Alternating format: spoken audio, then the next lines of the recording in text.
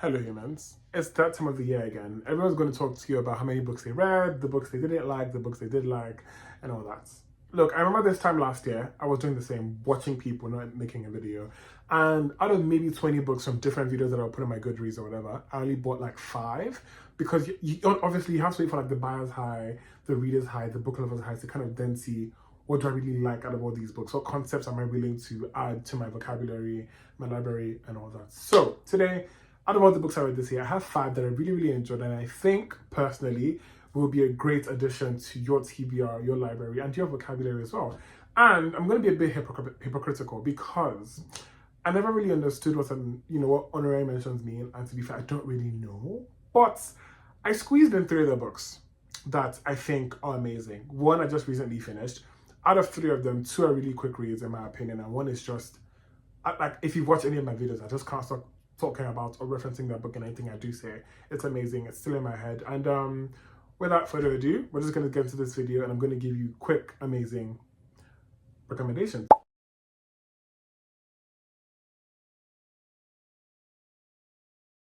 Number 1, My Sister the Serial Killer by Olinka Braithwaite. Now, this book is the quickest book I've ever read in my life, I believe. Yes.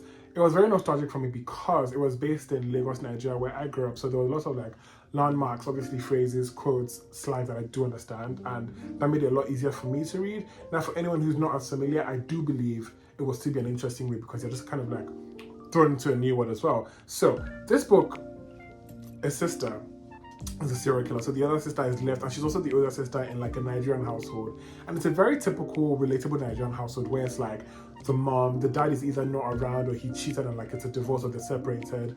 And this mom is, has these 2 daughters. And the older one is left with the responsibility of being like very responsible. So she's a nurse, but there's always pressure of like, why aren't you married? What's going on? Who are you dating now? What happened to the guy you were dating? He had money, that kind of thing. And then the younger sister, her mom just happens to overlook everything that she does. The mom doesn't know that she's a serial killer, obviously. So the older sister is left to clean up the mess all the time. And you kind of get to see how frustrated she gets, but she also loves her sister. It's very, very interesting. It's something I've really experienced in my life as well with like siblings and older people in my life. So I could really resonate with the story and the writing. Impeccable book. And the chapters are really interesting. So there's something with books that have short chapters that just keep going. And sometimes they might not start off where they left off, just starts from like a new day. And it's really refreshing to read. I think that's why it was really quick for me to read because it was very refreshing. So just look at one chapter, for example. Questions. And then you flip to another page and clear. So all these chapters have like titles that almost sum up what the chapter might be about. And when you start from the beginning, obviously you're able to kind of put the pieces together and have more context. Amazing book. I highly recommend. Very quick as well. Next, 7 Husbands of Evelyn Hugo. Okay, I read this book a particular time in my life. I had just quit a job that I didn't like, and I had a month of just like laying around, not really doing much till, I started working where I work now. And I wanted to read. But it was a thing where, because I wasn't really in a routine, reading was very odd for me. But anyway, I say that to say, I remember picking up this book while I was also writing on campus, and I thought, let's just see what this book is about. I've never really read anything from Taylor Jenkins Reid, but I would tell you that right now, she's an author that I'm really excited to get back into when I read any of her books. Again, The 7 Husbands of Evelyn Hugo. Nothing I can say will summarize how good this book is. I remember reading this book, and there was someone who I was really just going back and forth on all the things that were going on in the book, the emotions I was feeling, and it's salacious. It's a delicious book. I'm trying to think of what I can say to persuade you, but get this book. You've seen it around everywhere. I think everyone has seen this book for a reason. It's a good reason. Pick up this book. It's an amazing ride. It's amazing perspective, amazing point of view, impeccable storytelling, really, really good characters. A lot of dimensions with the characters, and Evelyn Hugo as a character as well, really interesting. I remember who I could picture from Hollywood, even though I don't really know much about Hollywood, but I could picture one person just telling the story. And if it ended up being a memoir, if this book was a memoir in the end, I wouldn't have been surprised. Amazing storytelling, a good twist that doesn't make or break the story because there's a lot more going on with the story. I highly recommend The 7 Husbands of Evelyn Hugo. Yes, nothing left to say. Read this book. Look, And I also have to give you a fair warning that the moment you read one Candy Ryan book, you're going to go down the Candy Ryan multiverse, and it's going to be the best time of your life, because this book made me read 2 or 3 other books by Candy Ryan. I'm still on that thing. It's an amazing romance book, Before I Let Go, and it's one of those things where now that I've read 2 or more Candy Ryan books, is where it's like, even though it is romance, there's a lot more going on. It's not just about the romance, there's a lot more intertwined with the story. So this particular story, how do I do it justice? What can I really say? But it's this couple that's divorced, but they're still co-parenting, and they own a restaurant together in Georgia, Atlanta. And you start to see how they're trying to live new lives, dating again, just doing things, differently. But because they are co-parenting and they do own a business, they tend to intertwine with schedules and see each other from time to time. But you start to see why they are separated or divorced in the first place, how they handle that grief in the time that it did happen. You get to see friendships from 2 different perspectives. This book is written in 2 different POVs, which I think this was my introduction to reading a book that had different POVs that I really, really enjoyed. It's just 2 people, the husband and the wife, Yasmin. Amazing book. You're going to read this book and you're going to go down the Candy Ryan rabbit hole, and it's worth it. It's completely worth it. And yeah. Yeah.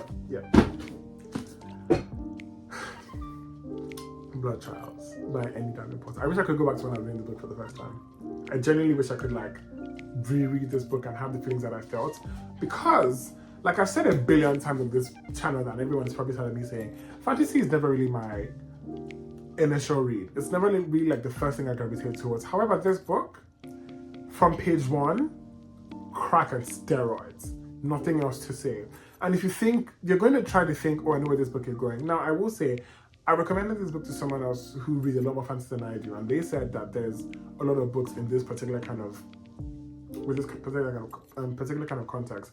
But for me, as someone who does not read fantasy as much, I was blown away. I still am. Now, there is a second book. I could have done without reading the second book, in my opinion, but you could read the second book. It still had the elements that this book had, but just a lot less.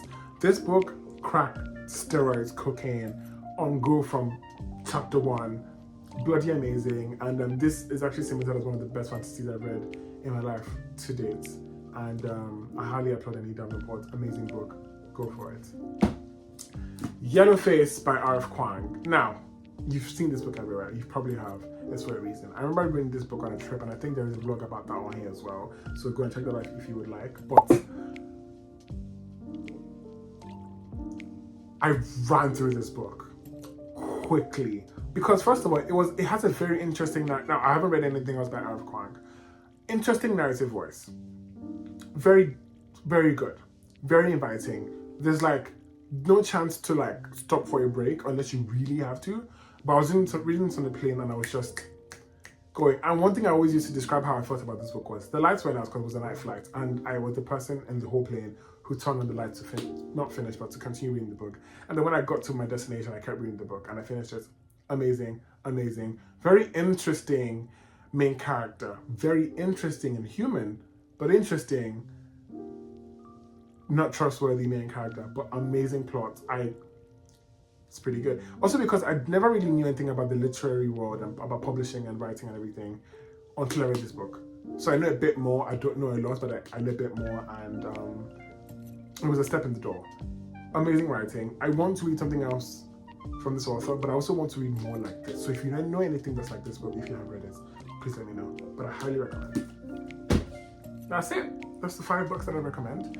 As you can see, 1 was fantasy, 2 were literary fiction, 1 was thriller, and 1 was romance-ish. So I gave you a bit of, different points, and I stand by these books. I recommend them. I stand by them. Fucking amazing, fucking raw, really good, magnificent, good reads. And if you get any of these books in the coming year or next year or this year, if you don't like them, come back and tell me why. I'll give you a refund. I could stand by these books, I believe. I could stand by these books.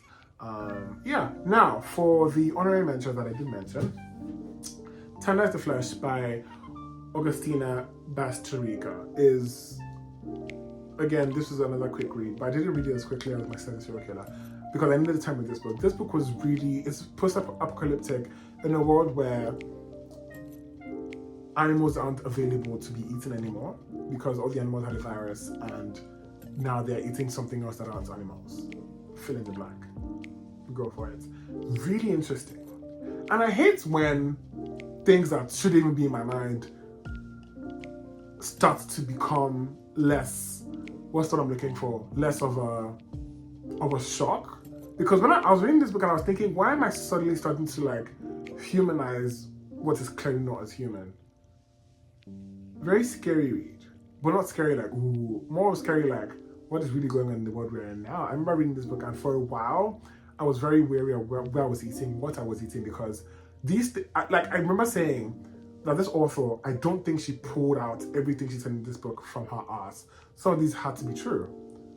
And great example. They were talking about steak in one of the chapters, and one of the butchers said the best way to make a steak look like it was fresh is you wash out the maggots, you clean it out, and then you put red dye in the bag and seal it so it looks like it's cut fresh and it's still bleeding. So I hope that gives you enough context for what you need, because I don't want to like ruin the experience for you, but it was a really interesting read. And it was also translated from Argentina, I believe, so it was a different perspective. My recent read, Edge of Here by Kelechi Okafor. I just talked about this book. I don't want to waste your time. A book of short stories. And this book actually made me funny story. This book made me get another book of short stories by the author who wrote Turn as the Flesh. And I'm excited to get to that as well. And I think this book and the other book of short stories have something in common where it's like a bit post-apocalyptic or just years into the future. This book, go see everything I had to say about it to the blog that I did. It's amazing. It's Kelechi as a writer, fucking amazing. As a human being as well, fucking amazing. And yes, if you need a book of short stories that's going to like keep you interested, and this book actually made me get out of like a slump that I saw I was getting into, because I had read a couple of, fantasies, and I needed a buffer. I needed something to kind of bring me back to wanting to devour a book, and this book did it. I devoured this book, and amazing. Last, and absolutely not the least, Miracle Creek by Angie Kim. I can't stop talking about this book. I don't know why. This book put me a step closer to motherhood, even though I can't be a mother, but I understood from a perspective about what it is for different kind of mothers who have kids who have certain ailments, afflictions, things that might disrupt their day-to-days, like kids with autism and disabilities and everything. This is like a mystery thriller, right? So these parents that I just talked about, there's a certain thing called a hyperbaric chamber, and one day, an explosion happens in this chamber and a child dies. And there's an investigation. They're trying to see what happened, right? You would think, it's going to be a quick, whatever, until you find out that there is a cause to believe that someone actually wanted their child dead because they were tired of having to take their child to this chamber every day. All of them were getting this child better. You start to see an investigation. It starts to have a lot of loops, just seeing everyone's... So it's more than... I think it's like 4 or 5 POVs, which is really interesting for me as well. It's not confusing, I promise. I just had to see what everyone's accounts of that day and moments prior, and what everyone was saying about their kids, and who you think has the best motive. And then there is now the thing of where it's like, okay, we've exhausted all the parents. Who has enough or a lot to gain from the assurance?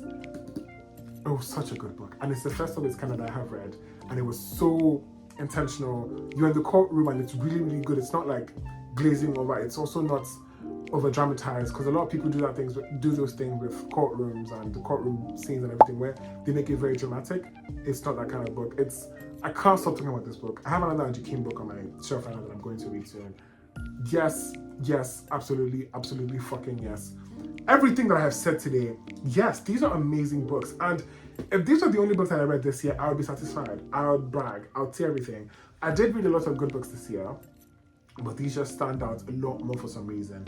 And I will say also that as a writer, these books gave me a lot of perspective. Especially Edge of Here, My Sister the Serial Killer, Yellowface. They gave me a lot of different perspectives and a lot of ways to kind of see how to give a narrative and be like a narrator and like invite a reader and make a reader want to stay. These books did it for me, and I'm appreciative of these books. And Talented Flesh did a number on me. It's going to do a number on you. That's a warning. But it's an amazing writing read as well. And that's it. I told you I wasn't going to try to overwhelm you, and I hope I did not, because get any of these books and you're in for a good time. Thank you for watching. I hope everyone had a good year as well. It's been hectic, okay? And next week, I hope is next week, I hope is, whenever you're watching this video, I hope it's less hectic for you as well, because, you know, we got this. And something that I learned this year that I'm going to pass along is when everything seems very tough and when everything seems very gloomy and dim and tight. I hate to sound corny, but sometimes reading or even writing or glazing to a chapter of something just shows you how, one,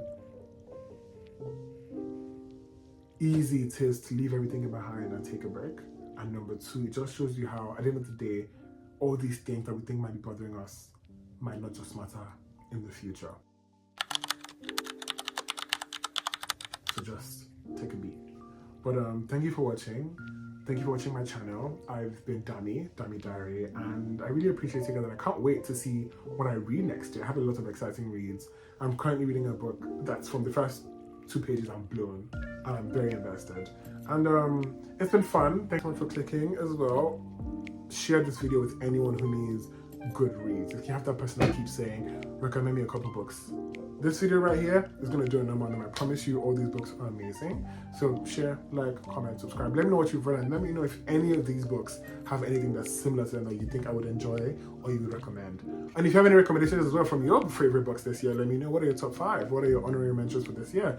Let me know in the comments below, and I will tell you if I've read them, and I will tell you what I think about when I have read them, because I do need some recommendations as well, but I'm trying not to be as overwhelmed, because it's a lot of like, I read 290 books this year. I get overwhelmed easily, so I need like maybe 5. So just let me know in the comments below. And okay, I'm gonna stop yapping now.